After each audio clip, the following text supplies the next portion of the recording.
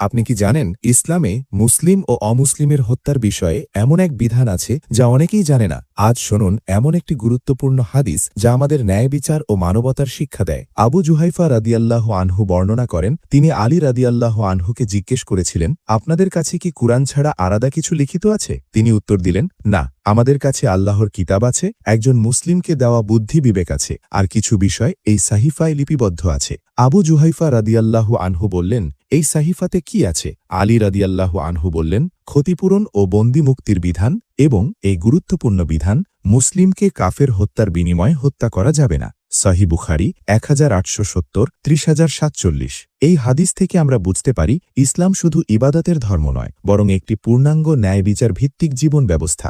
এখানে আলী রাদিয়াল্লাহু আনহু বলছেন, ইসলামের মূল উৎস কুরআন এবং রাসূল সাল্লাল্লাহু আলাইহি ওয়াসাল্লামের সুন্নাহ ও জ্ঞান, আর কিছু গুরুত্বপূর্ণ আইনগত বিধান। সবচেয়ে গুরুত্বপূর্ণ বিষয় হল ইসলামের জীবন অত্যন্ত মূল্যবান। নির্দোষ মানুষ হত্যা করা কঠোরভাবে নিষিদ্ধ। এই হাদিস আমাদের শেখায় ন্যায় বিচার প্রতিষ্ঠা করা, মানুষের জীবন রক্ষা করা এবং ইসলামকে ভুলভাবে ব্যাখ্যা না করা। ইসলাম কখনোই অন্যায় হত্যা বা সহিংসতার অনুমতি দেয় না। আপনি যদি ইসলামী জ্ঞান জানতে চান তাহলে এই ভিডিওটি শেয়ার করুন আর কমেন্টে লিখুন, ইসলাম ন্যায় বিচারের ধর্ম। চ্যানেলটি ফলো বা সাবস্ক্রাইব করুন যাতে আরও সহিহ হাদিস সহজে জানতে পারেন। পরবর্তী ভিডিওতে দেখা হবে ইনশাআল্লাহ। আল্লাহ আমাদের সবাইকে ইসলামিক ন্যায় বিচারের উপর চলার তৌফিক দিন। আমিন।